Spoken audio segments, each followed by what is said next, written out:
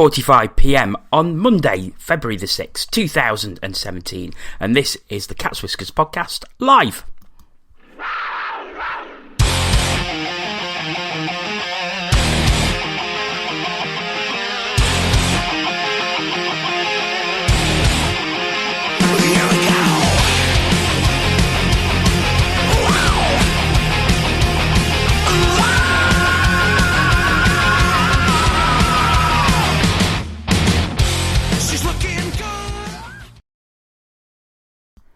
Hello and welcome to the weekend preview edition of the Cats Whiskers podcast. My name is Jono Bullard. Unfortunately, Aaron Lord was going to join us tonight, but unfortunately he's not very well in bed, so I hope he's listening. Get well soon, mate, if you are. But I'm delighted to say that with me tonight are Tina Taylor and Antoine Marie-Jean. Good evening, folks. So we're going to be looking back at the weekend. Two disappointing defeats for Panthers, both in overtime, as well as some of the tweets you sent us, which were quite a few, to be quite honest, after the Fife defeat last night. We'll also be looking at some of the other Elite League results and news as well, including new signings for both Braehead and Sheffield. If you would like to get in touch with us tonight, you can do via Twitter. Please do so. It's at Cats Whiskers TV. We'd love to hear from you throughout the show. If you've got anything to tell us regarding the weekend games or just anything in general, it would be really good to hear from you. Okay, so we are going to get started by starting off looking at Panthers against the Cardiff Devils, which took place on Saturday night at the NIC. A 4-3 victory for Cardiff in overtime. They took the lead early on through Josh Batch before Robert Farmer equalised. Robert Lakovic got his 100th goal in the Elite League, all for Panthers, in the second period. Into the third, and the returning David Clark managed to score on the power play before Patrick Aslin, also on the power play, and Patrick Bordelot made it 3-3. That took the game into overtime, and Cardiff took the victory through Sean Bentivoglio. I think I've said that right. I really hope I have. You have not. It's Bentivoglio. Bentivoglio. There we go. Right. Well, that's as close as I'm willing to get to it, if I'm honest. Yeah, well, we will start. Well, never mind. It was a hugely disappointing result, considering Panthers were 3-1 ahead in the third period. I mean, you guys were both there, and I'll start with you. It just, wow. I still don't have the words 2 days later. I was gutted. I generally thought I'd witnessed a really, really good game of hockey, and I thought we were unlucky to lose. It's just that, you know, when the chips were down and Cardiff needed to get something, they seemed to have another gear to go in, whereas we didn't. I know a lot of people were criticising the referee, but the referee did not play a part in the actual final result. I think he just cost us a couple of potential power plays, if I'm honest. But no, I really enjoyed the game, and like I said, I came out of that sort of thinking, how did we lose? How did we lose that? But then you see the stats, and it doesn't reflect what I thought. So maybe I was on a different planet. I don't know. I thought we were the better team for most of the game, but Cardiff just seemed to have that extra gear to go into, and they went into it in that final period, Tina. Yeah, they did. Yeah, it's just. I think we were all just in the pub after the game, just looking around and going, what? It's just, what the hell? It was bizarre. It was really, really bizarre. I mean, we started off well in the third. You know, David Clark doing what David Clark does, and actually giving us a power play goal, which they've been a bit of a blooming rarity these days. So, you know, just to touch on Ant's point, you know, the referee cost us a couple of power plays, but so what? We're rubbish on it. So I just the way we've been playing on the power play just lately, I don't want us to have a power play. I'd rather them just crack on. Just don't bother. But yeah, it started off so well, and then it all just fell apart. I'm still trying to, you know, figure out what happened. I mean, we seem to be doing this a lot, just conceding a couple of goals that really just turned the game around. You know, we do well, and then all of a sudden, there's a couple of goals that get past us, and it's just all gone again. I mean, one quite kind of worrying stat for me from the weekend is how much we are letting our netminders down. I mean, this weekend it was solely Mika Weekman. We allowed 38 shots on him on Saturday, and then 43 on him on Sunday. That's not like us. I expect a lot better. We started off a lot better than that, and I was, I mean, the last couple of seasons, while I've, just been sort of kind of keeping stats, if you will, and just looking over stuff, I've been really quite proud of the way that the Panthers team defence has limited the shots on the Panthers goalie, but we've started to let that go. It's been awful, and you look at that. So you look at solely that, and that's the kind of shots on goal that the likes of like Fullerton is seeing in Edinburgh, and Owen is seeing in Fife, and we're just going, wow, he's having a really busy, but it's not a busy night for him. That is a busy night for Mika Weekman. He's not expecting those kind of shots because he's been used to less getting through to him. So I don't know what's going on with the blocking shots and as I say, the team defence and bodies on the line kind of thing. There's too much rubber getting through to him. And when you consider that he had over 80 shots on them and we conceded 8 goals, he's still posting above 90% save average, which just really goes to show how important Weekman is to the Panthers. And he's no doubt about it. He's right up there with the best when he's on his game. But like Tina says, we hung him out to dry a little bit on Saturday, and obviously we'll come to Sundays in a bit. But yeah, I mean, I like I say, I'm just still. I was hoping that the highlights would be up by now, so I could sort of re-watch that and try to come to the conclusion as to how we managed to lose the game. But I don't think I want to see the highlights. Just yeah, I seem to remember that 3 of their goals were pretty much carbon copies. Get the puck, pass it to the back post, somebody taps it in. But yeah, no, I don't. Obviously, the highlights will be favouring the Panthers as well. So maybe we'll wait till the TV show when that goes out later in the week. Well, one thing that they do definitely need to show is the 2 breakaways that Cardiff had in OT. That, I mean, Weekman saved them both, but that shouldn't be happening. That really shouldn't be happening. We could, once, you sort of go, oh God, we better have a look for that guy who's looking to get past me, and then we let it happen again. So, Weekman's had a busy old time of it, and there's only so much you can do. You mentioned the referee earlier, and he did have a bit of a nightmare. He missed a lot, and he made some very soft calls, and I think the call on Stephen Schultz right at the end for the boarding on Matthew Myers, which I think left most of the arena scratching its head, even some of the Cardiff fans at that one. But we then have the situation where there was what I thought was a definite check to the head by Patrick Bordelot on Dan Spang, and then Jeff Dimmon's injury in overtime, where he showed the referee where his fingers were clearly broken. His fingers were at very strange angles that fingers really shouldn't be at, and the referee just shrugged. And that leads to one of the tweets that we have from Sam Barm, and he says, the most shocking thing for me is the disinterest in player safety from Liam Sewell. Just shrugged at Dimmon's broken finger and pointed to the next face-off.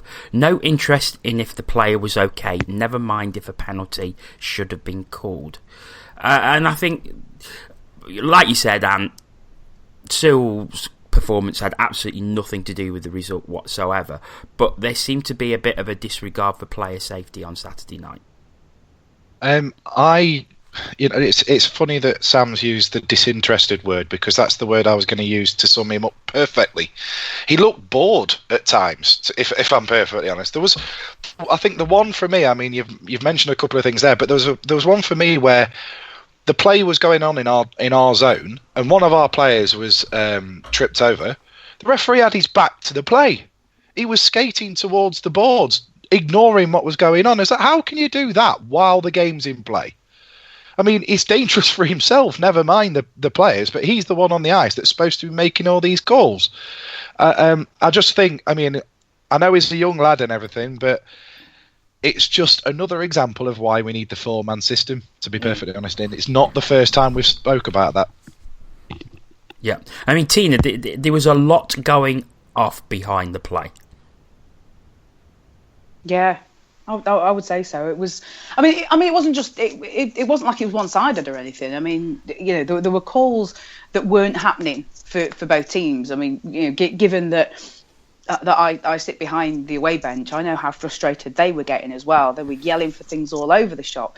But you know, we sit there and, you know, quite often we'll have our black and gold tinted specs on. And you know, we'll say, oh yeah, the referee didn't call all this, but I think the Cardiff bench were getting just as frustrated. I mean, you know, albeit none of their players ended up with a broken finger from a phantom slash, but yeah, it was odd. I mean, I can't say I was totally. I think the two things that stuck out for me was that there's, I mean, you know, Dimmon's fingers aside, the two things that stuck out for me was the Bordelot hit on Spang, which practically took his helmet off, and also I was absolutely furious at that boarding call on Stephen Schultz. I just could not believe what I was seeing when he called that, and I hated that call. I was stood up yelling at that point, and that's kind of.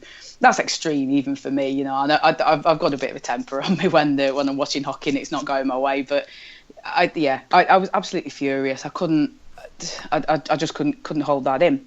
But also another thing that I remember was not too long after the questionable hit from Bordelot on Spang, there was and I can't remember if it was Bordelot again, but there was another similar. A similar hit in a similar sort of area on Andy Sertich, and that didn't get called either. So you know, we're all you know, the gang around me, we're all just sort of holding our hands up and looking around, just going, "Did you see that? Yeah, you saw that too?" You know, so yeah, there was I can totally understand Sam's point. I really can honestly understand Sam's point. The sort of disregard, I suppose, is a good word, really. The disregard for any kind of player safety. I don't really know what to make of it without sort of treading over the line. So, and I can't quite form my words properly to make any more of that. And would you expect Panthers to put some reviews in? It's not something that Panthers generally do, but. You know, I wouldn't be surprised if DOPs were made to work this week.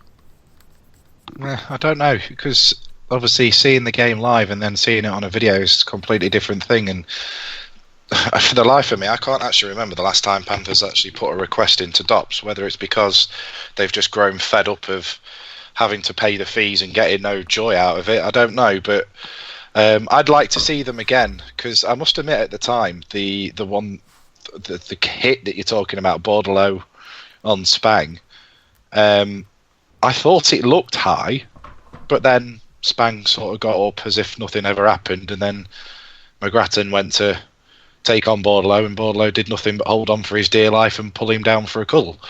I want to see him again before I stick my neck out and say, yes, definitely, you filthy little so-and-so. Okay, we will move on to Sunday night, and it was Groundhog Day as Fife this time delivered the 4-3 overtime defeat to the Panthers.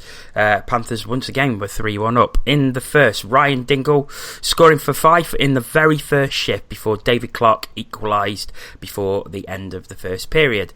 Jeff Brown with a lovely feed from Brian McGrattan made it 2-1, and then McGrattan himself with a great snipe made it 3-1. Then Fife lifted their netminder And Chase Shaber made it 3-2. They lifted the netminder again. And Brian Cameron made it 3-3 with about 4 seconds remaining. And in overtime, it was inevitable. Matt Sisker scoring the winner to Fife. 3-1 down with about 2.5 minutes left. Came back to win the game. And, Tina, we got to give credit to Fife for just battling to the end. But Panthers were cruising and they threw it away. Yeah, they did. Well, we both watched the webcast at yours, and it got to that last 2.5 minutes, and I think the commentator said, "Oh, the netminder's gone," or something to that effect. And I think all of us sat on the sofa and just sort of went, "Do you know what? Wouldn't it just be so typically Panthers if this went to overtime?" And lo and behold, there it was. It's a good job. It's a good job your daughter was in bed, because there were many expletives throwing around at that Shaver goal. That was awful. Not the goal. The goal was very good. But yeah, it was just awful to see it. Yeah, like you say, Groundhog Day. Absolutely bonkers. Absolutely ridiculous. And we played so well. We've played a good road game and found ourselves in a very good position. Only to let it slip through our fingers. Yeah. That's all I've got. I mean, the thing for me from watching it was we were so comfortable in front at 3-1. It was like, well, how can they pull it back? But they did, and I think once they got to 3-2, you thought, hang on a minute, this could go badly wrong. And as the clock was counting down, I thought, no, we're all right. And then the puck comes straight out in front, and Cameron puts it away to make it 3-3. And you just think, what's going to happen here, because we've been dreadful on 3-on-3 overtime so far this season. We've got, I think, one win out of 5 or 6 times we've gone to OT. And 3-on-3. It's just a mess. Eggs in one basket with Mosey, I think. 3-on-3 overtime was built for Super Evan.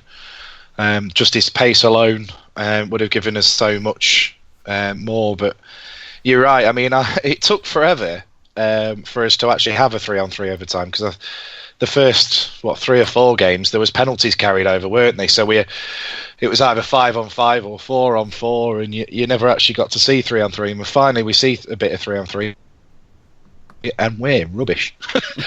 We are absolutely shocking, considering we've got 2 D-men on there. We're giving away the puck all the time and just creating turnovers. It's pathetic, if I'm perfectly honest. Panthers should be a hell of a lot better at something like that than they're actually showing at the moment. Yeah, Fife have done superbly against the Panthers this season. They've had a regular time loss and a shootout win at the NIC, a regular time win, and now an overtime win in Fife. So they're 3-1 up. And Tina, Fife are showing why they are sort of fighting for that 4th place in the league. Very much so. I mean, I think they had a bit of a spell where it was, they sort of lost a bit of ground. But you cannot underestimate any teams in this league. You just can't do it. And I think the Panthers can be guilty of that at times. I think we can be guilty of underestimating our opponent. I think one of the things, we've been trying to be, faithful exponents of the 4-line system, but we get so many injuries. I don't think we ever get a 4-line system. I think we sort of cobble together 3 and then switch out Lacko and Betteridge wherever anybody needs a couple extra minutes. So really, the teams, I could be wrong, but I think Fife are running 3 lines and a spare or 2, and then you've got Dundee who are running 3 lines and such. In terms of manpower, we're on equal footing with them, and they've got players that are just as good as what we've got. better in some cases. I mean, I think we're guilty of a few underperformers on the Panthers team, and that that sort of evens out the skill level, I think. So we can't. We're not at the point where, and we haven't been there for a while. We're not at the point where we can go into anybody else's bar and underestimate them. And in case in point with Cardiff, we can't underestimate them coming to us, because that they played a good road game. We didn't.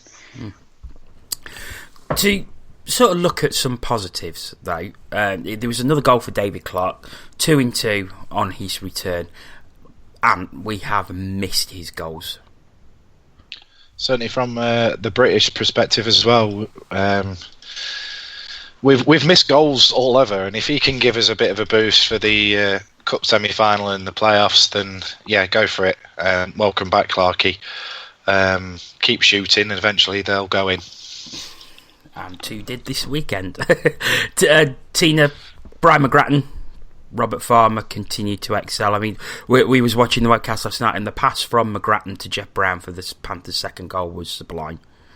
Beautiful. That man has got hands. He hasn't been troubled too much by anybody wanting to fight him, and just sort of get him back to where what he was in the NHL. Bordelot he sure as heck wanted nothing to do with fighting McGrattan. He should have done. I genuinely think he should have done. But nobody wants to take him on, or they're just playing it so as they can keep the bodies on it. Whatever it is, he's not a goon. He is a good hockey player. He can get the speed on when he feels he really needs to. He reads the play really well, and as we have seen, he's got some good passes. And him and Farmer, they're working together really, really well. And just as an extra point on Robert Farmer, I cannot remember a single game this season where I haven't at some point said Robert Farmer's having a good game. Can't remember a single. I mean, that is one brilliant thing that is coming through the Panthers team. He may not be. He's 1+1 for the weekend. And it's not a massive contribution, but it's steady, and he is working his backside off every shift. And him and McGrattan are working really well together. I mean, we saw the back end of last season, the Lawrence, Jansen and Farmer line put together, and that sort of ethos seems to be working. You put Robert Farmer with an ex-NHLer. Fourth line, energy line guy, and somehow the pair of them are really making it work. So it's two good seasons that Robert Farmer has managed not only to make himself, make a good account of himself, he's also helped somebody else along the way to excel, I think. One of our regular listeners, Max Artis, has been in touch. He says, all teams are reinforcing lineups heading to the deadline day. Why aren't we hearing of potential players to cover injury, etc.? We'll talk about the new players for Steelers and Clan a little later, but from the stats you sent us today, Tina, it says 111 games lost due to injury, and that's outskaters only. Yep. We need to be bringing cover in. I'll let Ant answer this one. You've just said it all. Yes, we do. It's highly disappointing that we haven't, and it's all we've already talked about was we've run the Continental Cup. It's fantastic, but is that it now? Are we now just coasting towards the end of the season, just playing also runs? Be very disappointed if we are. And if the budget's gone, then the budget's gone. There's not a lot you can do about it, but for a club the size of ours that's got the fan base week in, week out, the same fan base turns up, it's very rarely that it's below 3/4 full.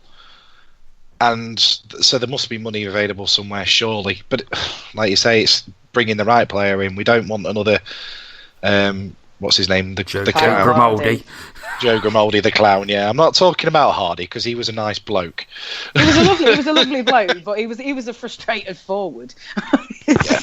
He was a defender dressed up as a forward. A forward dressed up as a defender. I don't think he really knew what the blue line was, unless he was going over it to try and score an opposition goal. To try and score on the opposition. Tina, the signing deadline is the 15th of February, so we're 9 days away. Do you expect to see any reinforcements before then? No, I don't expect to see any reinforcements before then. My mind just sort of jogs back to an interview that Matt Davis, Nottingham Post, did with Corey Nielsen, and we discussed it, and I said the same thing. I said, reading between the lines, he's telling us that the reinforcements are not coming. So for whatever reason, it doesn't sound like anything is coming. And like Ant was saying, it's unbelievable, because even from last season to this season, I can see a marked difference in bums on seats. That there are a lot more fans this season regularly. Taking out that was it the Challenge Cup game against Braehead, where they incorrectly reported nearly 3,000 fans. Take away that one. But we have seen a massive upturn in my eyes with fans. We've got sponsors coming out of our backsides. Everything is sponsored, and not quite everything. Not quite. We're not like Sheffield. We don't sponsor that bloody awful Sweet Caroline nonsense. Well, don't count your chickens before the match day, and don't give them any ideas. But yeah, there must be. I can't believe that. What was it? 3 seasons ago, we were being absolutely berated left, right, and centre because apparently we were buying players in all the time, and checkbook hockey was bandied around every other day, and where did that season go? We weren't getting nearly the footfall that we're getting now, and you just sort of look out. In the NIC, you look at the sheer amounts of people that are coming in, week out, and then you look at the product on the ice, and the two are just not marrying up for me. We could go on about, and we probably will go on about this more. We're overplaying players. Injuries happen. Guys have got to play more minutes. Guys are playing banged up. Where's the cover? Sheffield don't even need the cover for injuries, because they haven't had them. They haven't really had them, but they're getting people in anyway. Braehead, they've got somebody in, and I suppose the question is, why is our coach not getting the support that we can see other teams, other managers of teams giving to their coach? Our coaches just don't seem to be getting the support that they need. I mean, it's sad. I mean, sorry to jump in there, but I've just been thinking while you've been talking, Tina, is that it makes me wonder whether the passion has gone behind the scenes, whether the people, the money men and what have you, have they still got that desire for the Panthers to be the best team in the British hockey? I don't see that anymore. Do they want the Panthers to be the best British ice hockey team, or do they want the Panthers to be the most successful business? Well, interesting you should say that, and I'm sure this is something we will come on to talk about in future podcasts, but I've seen something tonight posted about sponsorship opportunities for a KHL team playing out of Wembley Arena in the 2017-18 season. It was a screen grab posted by Stevie Lyle that has been posted on Twitter. So it looks like the KHL franchise is going ahead. Now, whether Neil Black has any involvement with that, I don't know. So it's all speculation at this stage. But it's just probably something to keep an eye on over the next month or so. However, we will move on. There are lots of tweets to get through that you sent us over the past 24 hours regarding Panthers this weekend. We'll start with the one from Panthers Banter. He says, all results this weekend reflect league positions. Top teams keep winning. Mid-table teams keep getting 50% of the points, which is a very, very fair point. Sally Hutton, she says, shockingly bad. Cruising, not clinical. Not interested with a question mark. Ant, is that fair? Think the players don't look interested? Not all of them. I think there's certainly some of the players on that team that are giving it. I mean, we've talked McGrattan, Farmer for starters. You won't see Robert Farmer with his head down skating around like he don't care. I'd very doubt it if you'd see Clarkey doing a similar sort of thing. Unfortunately, there are people on that team that I do question, and to be fair, I've been questioning him since probably the first 5 or 6 games in, and it's frustrating, and it's really frustrating as a fan to see the players that you're paying your good hard-earned money at seemingly not give a damn, and that's the one thing that I find unforgivable, to be honest. Colin Chapburney says, to lose once from 2 up is bad enough, but twice is just ridiculous. I quit being angry long ago, just laugh now. I mean, that's quite a sad indictment, isn't it, Tina? That somebody is just, they don't, where a fan doesn't care because it's happening too often. And I think Paul's article on the Cats Whiskers website today probably summed that feeling up very, very well. Yes. I mean, I'm still a new enough fan to remember, the euphoria that I felt, when the Panthers won. I wasn't heavily invested in, league positions and such. It was just I was coming to games, and if the Panthers won, it was great. If they didn't, oh well, better luck next time. And you can afford to have that if you're a new fan, because you're just getting into it, you're just finding out what everything's all about. But I think, I apologise if I'm speaking out of turn for anybody else on this podcast, but I think all of us that are involved with the Cats Whiskers are now at the point where we kind of get it, and we expect better. I can completely understand where Chad's coming from. Just Sunday, I think I wanted to laugh.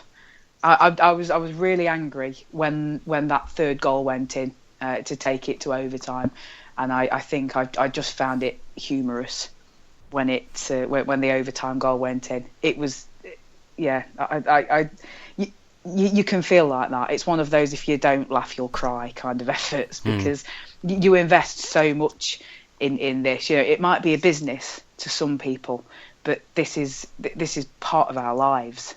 For the fans, it's part of what we do. We base our winters around it. My family know now not to bother arranging anything with me if there's hockey on. My family check the fixtures now before they ask me if I want to do anything. So you can't. You invest so much into it, and I'm not just talking finances. You invest everything. You go. They put you through the mill. There's the whole range of emotions, but when you see that you're not getting a return on that, that's when it starts to sting. And when it stops stinging, then it just becomes funny. Few more tweets that we had. Lizzie Good, how do we sort out the defending situation? We just don't clear our zone efficiently enough. Amy Waghorn was very similar. Need some defence and new tactics for 3-on-3, but I guess 2 points is better than nothing. However, the alternative view to that comes from, I'll just find it, Cisco Phil. He says, it was another no-win weekend. 2 points is just not good enough for the Panthers. And I suppose that's a fair point.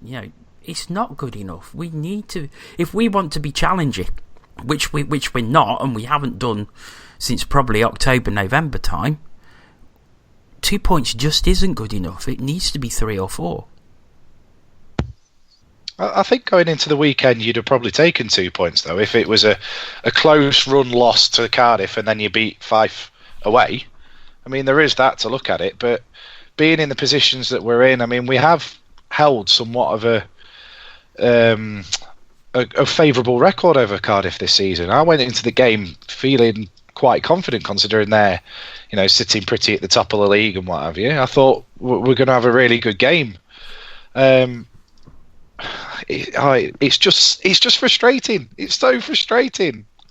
I mean, Rick Carnales is to be 3-1 up in both games and to give 2 late goals and then losing overtime. Gutted. 3-on-3 choices must be better. There seems to be a theme developing. Callum Bates, 2 results led by carrying too many passengers for too long, which I think goes back to what you were saying, Ant. McGrattan and Farmer are best skaters, and I don't think there's many would argue with that. Andy Thornton. Oh, there's still plenty of people out there that are arguing and saying McGrattan's not doing his job.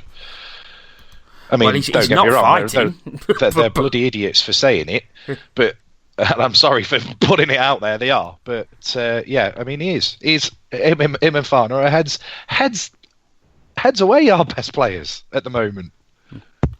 Andy Thornton, strength and net minding across the league now means teams need consistent quality goal scorers. We don't score enough goals when we are on top. We make too many defensive errors at critical points in games. Deso Dark says, sadly, this is down to poor recruitment. I knew from August this was not a league-winning team. And I think a lot of people, I remember from what people were saying just before the season, that they'd written it off before the season begun. And I remember saying that I will wait and see the team play before I write them off. But sadly, it seems that a lot of those predictions have come true. Well, I don't know. I mean, because I see the same every year. You get various factions of people who go, there's this is rubbish and that's rubbish. The defenders are rubbish, the forwards are rubbish. There's not enough goals, and we haven't got a fighter, and it's just. I think you see the same thing, and I've touched on this before. I can't remember if I've mentioned it on the podcast or anything. I think the meteoric rise of social media has brought voice to so many more people, and when you've got a regular, you've got a regular attendance of 4,000 or 5,000 plus, you've got so many people who have got who want to have a say, and they've got an opinion, they've got a computer or a smartphone, and they're going to say it. So I think you'll see that sort of attitude from various people every year. Myself, but I think same as you said, Jono. You've got to see the team play to know what's going on. I mean, one thing I always love to see is the little gems. And I'm sort of talking about this year. The little gem seems to have been Eric Lindhagen. Evan Mosey came out of nowhere. I was Eric Werner's number one fan. So you've got these guys who on paper, you sort of people have a look at them and go, oh, well, he's rubbish. What's he doing at the Panthers? The coaching staff may not always get the recruitment spot on, and they haven't done since we've won the league. But to write the whole team off before a puck has been dropped, I think it's presumptuous, and I think it's overreacting.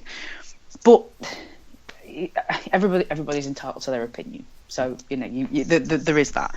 But yeah, I think I think the recruitment has not been that good, but that's the kind of thing you have to assess going through the year as the team is playing together. Unfortunately, Panthers being the Panthers, the team as a unit haven't really played together because we've had injuries and we've had people coming and going, Callis, Kudrock, etc. So, it just sounds like the support isn't there to keep the team as a unit. That's the problem, I think. Okay. Lee Constable, we've slumped in again in the league. More disappointment. Dave Bull, he says, this team is full of big game players. The only problem is we don't have many big games. League games don't matter. Shocking. And the last one comes from Matthew Bostock, and you'll know why I've left this one till last, because it will probably cause more discussion, and it is the elephant in the room. Time for more coaching changes. And, well, I'll let you two go first, because I have seen on social media, especially today, as often happens, there was a lot of calls for changes in coaching. And it was quite funny that last weekend, after Steelers had lost twice to Belfast, I saw a lot of their fans on their forum calling for Paul Thompson's head, which I found quite hilarious considering they won the league last year. But there you go. So Matthew's tweet is time for coaching changes, and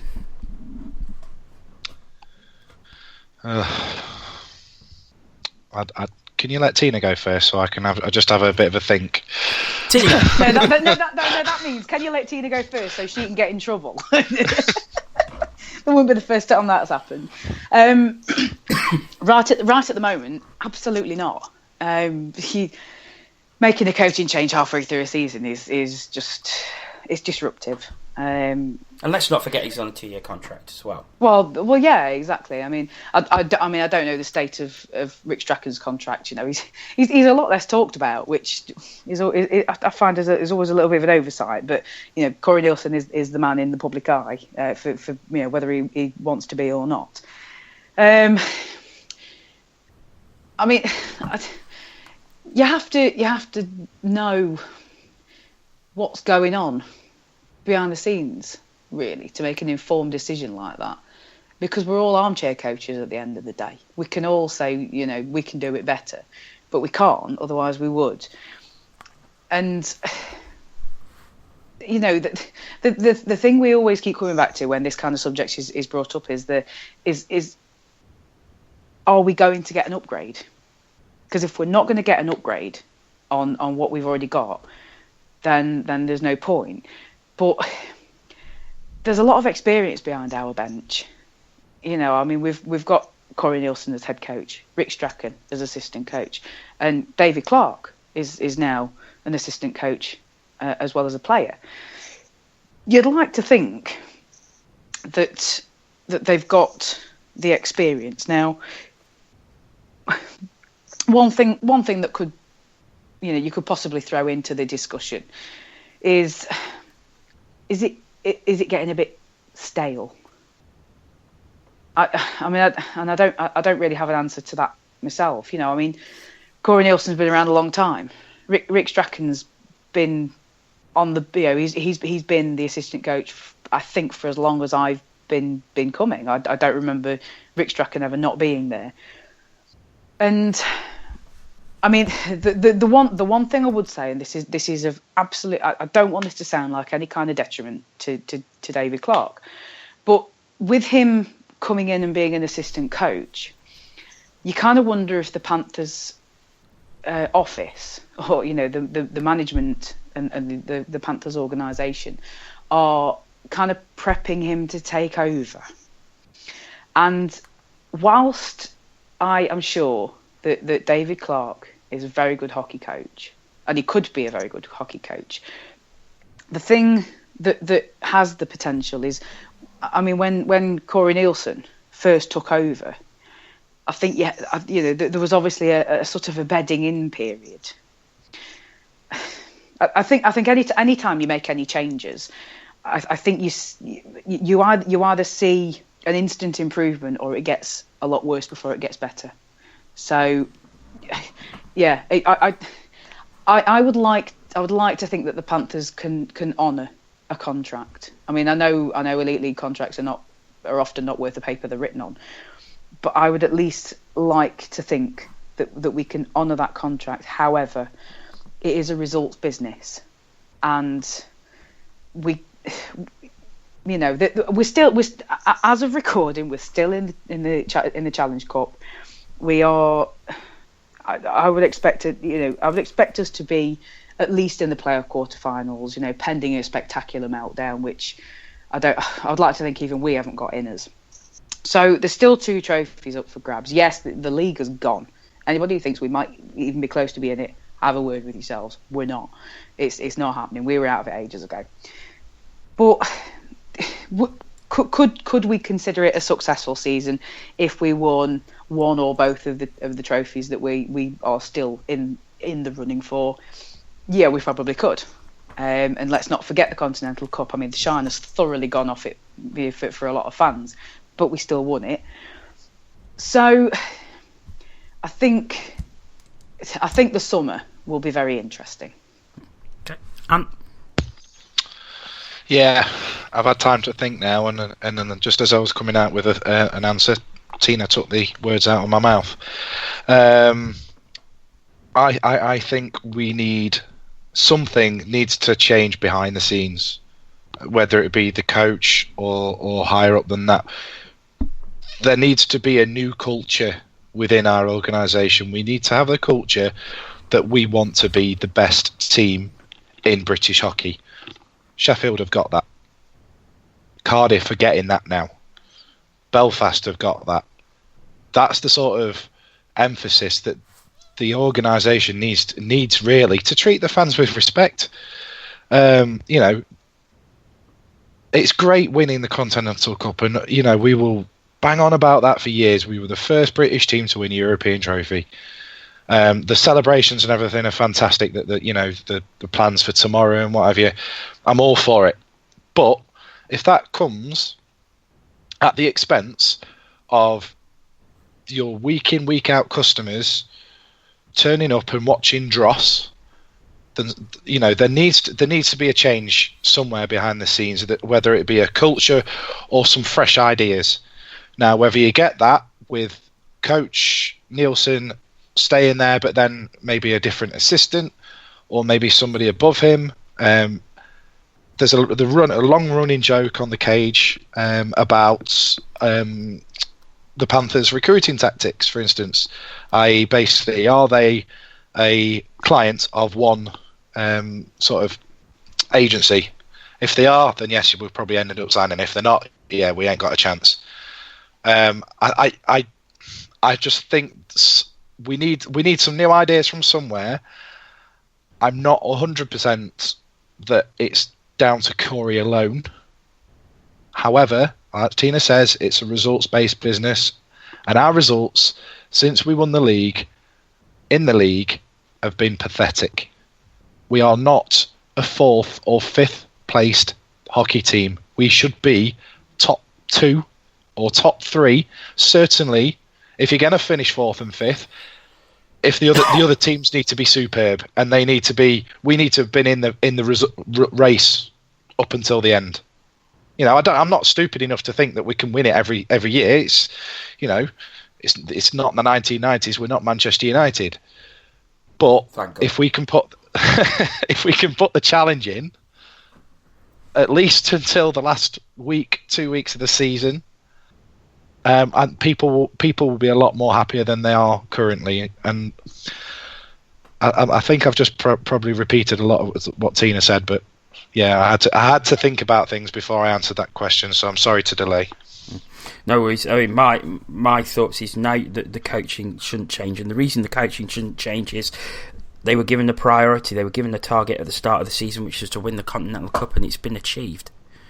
How harsh would it be if Corey's sacked or pushed out? He could go and join Jared Adams at the post office. Yeah, but how harsh would it be if he's pushed out when he's achieved his objective? But that goes to what I was saying about the culture within the club needs to change. Something, and that's we need fresh ideas from somewhere. And that's why I think it goes higher than Corey. I think that's the problem. He's higher than Corey. I don't think it's the coaching staff. And I think it's too late to make changes that will make an effect now, unless you are literally now going, we're writing the rest of the season off, we're going to bring a new coach in who has got this part of the season to get used to British hockey and what the Panthers are about, and then he's got next season to go through, kind of like what Coventry did with what's his face that they then sacked last season. Yes, Chuck Webber. That's the one. Yeah. Well, it's going to be an interesting few months, I think, and I suppose we will see how results carry on. And I suppose if they still, if you look since the Continental Cup, we've lost 5 games out of 6, which ain't great at all. I mean, I don't want to be a moaning Myrtle or anything, but it hurts saying these things about the team. I want the team to do well, and I'm thoroughly appreciative. That's not even a word, but I love the stuff that we do. When we do things right, we generally do it right well. It's just that we're doing a lot more wrong than what we see, but. Yeah, I'm sorry. We'll leave. I'll shut up now. Of course, Ant did mention there that there is a civic reception for the Panthers tomorrow night, starting at 6 p.m. at the Nottingham Council House. I believe there is a stage been set up outside the Council House so that players can be interviewed, and obviously they want as many fans to get down to Market Square as possible. So that is from 6 p.m. tomorrow night, where they will be honoured by the City Council for winning the Continental Cup. Okay, so on to the other Elite League results and news. Something that happened last week, and because we didn't have a podcast on Thursday, we wasn't able to discuss it, but we'll discuss it now. In the Challenge Cup game between Cardiff and Belfast, which the Giants won 5-4, first leg of their semi-final, Derek Waltzer skated off halfway through the Welsh National Anthem and was promptly given a 10-minute misconduct penalty by referee Dean Smith. I mean, I assume you guys have seen that footage. I mean, what did you think of that, Tina? Oh, I knew you were going to go to me first. I haven't seen it. I haven't. No, I've heard enough about it. I mean, there's a lot of opposing opinions. There's, some saying that he didn't realise that the anthem. I mean, he's tweeted and apologised since then and said he didn't realise the anthem. It wasn't, he thought that was it. He thought it was coming. I can kind of understand where he's coming from in the sense that there is a sort of a lull where you think it's. He didn't skate off in the lull, though. Oh, okay. Well, fair enough. But he's not the only one who skates off a bit early on the anthem. But I suppose the other thing is that it just. One of the things that just happened to happen, I don't know if it's a coincidence or not, or if it just added fuel to the fire, but Dean Smith is Welsh. So, that would be an added sort of, hey, you're disrespecting my anthem, you can have a misconduct, son. But, and also, I feel a little bit sorry for Beth, who sings the anthem, because she was actually the one who sang the Welsh anthem at the playoffs. So, I had a little chat with her on the day that Cardiff and Nottingham were both playing. So, and apparently there was some boos ringing around for Waltzer, and she thought for a minute that it was for her, and that's got to be an awful feeling. I know how I'd have felt if I'd have walked out into the ice in the middle of the NRC at playoffs, and everybody, and there were boos going on. I thought, oh God, have I done a really bad job? So that must have been a horrible thing for her to have to be in the middle of, unfortunately. Know when it's finished. When the home team start clapping, that's when you move, and not before. And I think that goes for all of these players that skate off, 5 seconds or so before the end of the anthem. I don't. If it's there. It happens every game, apart from over in Belfast. If there's an anthem, respect it. Just don't be. It's there. There's you skating off. Half a minute before it's finished is not going to change that, and you're going to get in trouble. Okay. I mean, the Giants ended up winning, so if as some people are claiming it was mind games, then mission accomplished. I don't believe for a second that he thought it had finished, because he's been here 2 years now, 3 years. This is his second or third season. Yeah. So how many times has he played Cardiff in Cardiff? It's rubbish, but it's naughty. It's naughty. But other than that, we all will have players that skate off before the song's finished. Maybe not quite as early as he did. I just think it's a little bit disrespectful, and to be honest, he should know better. And like I say, he's been here long enough to know what the Welsh national anthem, the Welsh anthem sounds like. I mean, I think 10 minutes was a fair enough penalty. To be honest, it was disrespectful because there was no way it was in a lull, and I think he did it on purpose to try and send some mind games towards Cardiff, and probably it worked. But what did make me laugh was Belfast fans telling Cardiff fans to get over it. Yeah, that was another irony meter that went back to the shop, smashed to pieces. We're going to look at a couple of signings that's taken place this week. Steelers have signed Jeff Walker, who was widely rumoured to be coming to the Elite League earlier this week. They have signed him from Fassa in the Alps Hockey League, where he's picked up a very, very respectable 56 points from 33 games, including 21 goals. The Steelers, they're managing to pick up quality players, and they're already at the 14 import limit, so this guy's coming in as a spare. It's that shows you the difference in they've got the title, they want to win 3 on the bounce. Right, can we get anybody in to make our team better, to give people, the rest of the squad, a push to take us over the line, to improve us? And they found him. And looking at his stats, like you say, 56 points in 33 games so far this season. That's bloody good. He's got a history of scoring points wherever he goes, goals galore, and what have you. So he's played loads of games in the EIHL. This guy looks like a quality signing. Fair play to him. And the Brayhead clan have also been in the transfer market, and they've picked up, also from Fassa, Stefan Della Rovere.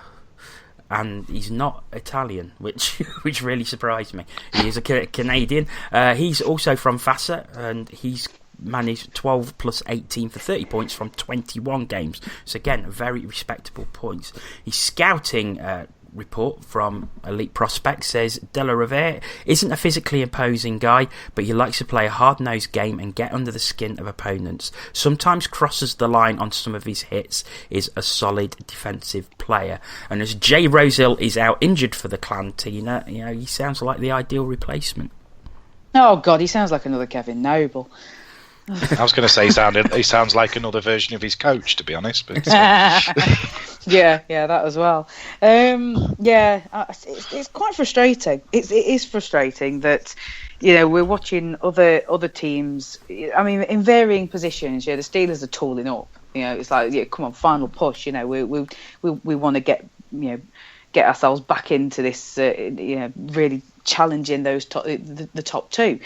And Bray had a responding to I don't know about a need, because from what I understand, Rosehill was filling in on defence because that's sort of where they were short, and this guy's a forward, so I'm not quite sure what the ethos is there, but it's a body.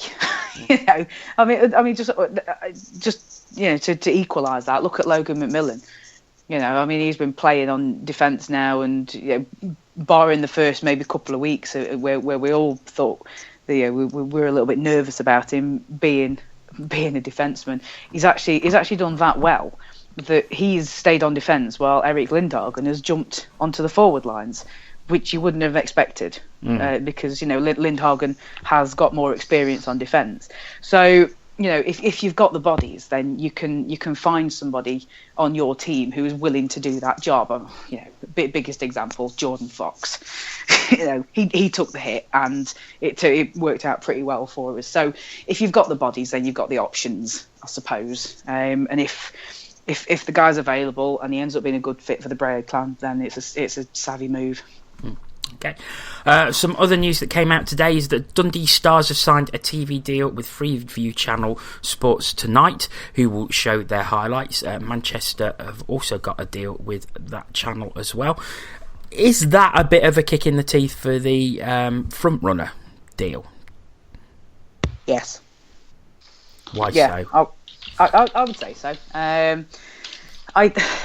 mean, obviously, when we were with Premier Sports, it was kind of, it was sort of rolling into a almost exclusivity, if you will. They were showing live games, taking away the team's own webcasts, because they're independent.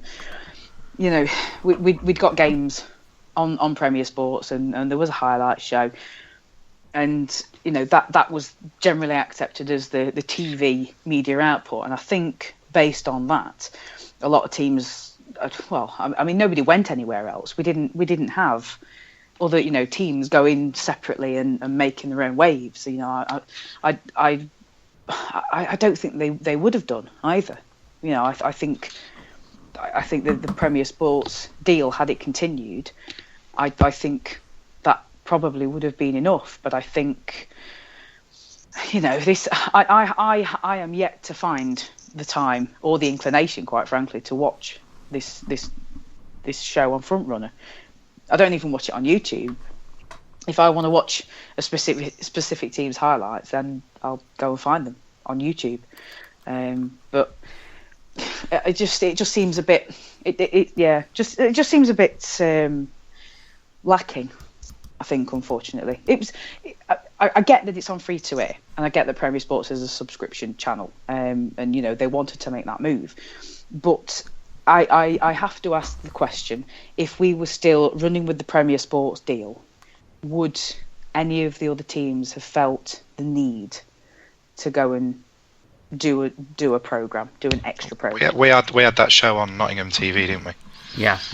Much missed. I really enjoyed that. The Locker Room. Yeah, typically as soon as the channel got on Sky, Panthers stopped doing the show, which was annoying. But well, I mean, the thing is, I as I understand it, and I could be wrong, and I apologise if I am, but I think Chris Ellis had a lot to do with that. I mean, he presented it, and I'm pretty sure he would have had a lot to do with actually getting the interest up on, with Notts TV. And with I'm led to believe that was Notts TV's highest rated programme as well. Yeah. So when they stopped doing that was bonkers. It was absolutely bonkers. And what was put in its place, checking it out. I'm sorry, Gary, but I much prefer Chris as a host. I really do. And obviously they've quietly shelved checking it out now. And so Panthers quietly shelved everything. The green room has gone as well. I mean, it seems that. Yeah, I haven't seen any noises about that at all. I mean, I sort of maybe watched one in every 4 because I just don't have time. But yeah, they just I don't know what would. But obviously we've got teams in the league who are a lot more media proactive than ours. We know that. We're aware of that. But yeah, I asked the question again: would teams have felt it necessary had the Premier Sports deal continued? Because you have to believe that there would have been an expansion of what we were already seeing. I don't think. I think the existing package on Premier Sports would have been expanded and enhanced, and I honestly believe that whilst it was on a subscription channel, it would have given some good continuous media coverage for our league, and it would have kept me in a job. Moving on to the rest of the results for this week. Stars playing the Capitals on Friday night, a 4-3 victory for the Capitals on the shootout. On Saturday, it was Clan 4, Giants 5, Steelers 5, Stars 4, Storm 4, Blaze 5 after overtime, and Flyers 4, Capitals 5 after overtime as well. So all the 5-4s on Saturday. On Sunday, Blaze 2, Steelers 8, Capitals 3, Giants 8, and Devils 5, Storm 3. So Cardiff maintaining their 1 point lead over Belfast, with both clubs having a 4-point weekend. 4-point weekend also for Sheffield keeps them third, so as you were at the top. 4 out of 6 for Edinburgh in their 3-game weekend keeps the pressure on Dundee and Coventry at the bottom. So getting very exciting at the top and the bottom, man. It certainly is. That's a big 4 points for for Edinburgh as well. Pulls them right back in it, I think. And what was it? Blaze get another pump in. Yes, I mean, not great. 8-2 against the Steelers. So yeah, that is. Certainly, Danny Stewart's interview was entertaining afterwards. Anyway, I haven't listened to it, but knowing how honest Danny Stewart is, I can imagine it was to the point. especially after what he said last week about them. He uses a little bit of against naughty language. All right, okay, not safe for work then. If you want to listen to it there, but at the top, Cardiff and Belfast, but Belfast really do have the momentum at the minute. Yeah, ridiculously. Yeah, absolutely. They are really, really pulling in the wins right at the moment. I think we're looking at 6 wins on the bounce. Blimey. Yeah. It's looking very interesting up there. I can understand why the Steelers are tooling up. You know, they've got that mentality and they want to push that top 2 all the way. But yeah, there's that magic word, that momentum, and yes, the Giants certainly have it. Right, and I think we've been going for an hour and 5 minutes, so I think we will leave it for tonight. We, of course, will be back on Wednesday night with Ask TCW. Get your questions into us via Twitter. It's at CatsWhiskersTV and use the hashtag AskTCW or the various Facebook sites for the Panthers. The TCW Facebook site have dedicated thread on the Cage Forum, or you can send an email, tcwonlinetv@gmail.com. We would love to hear your questions. Just before we go, just want to say one last thing. I am really, really pleased this weekend because I no longer have to look at Elite League Statos tweeting Robert Lakovic requires 1 goal for 100. Well done, Lako. Well done, Lako, at last. Let's hope it's the start of something special. Yes, let's hope so. But I mean, I suppose, talking about that, 100 goals, all for one club. That's really saying something.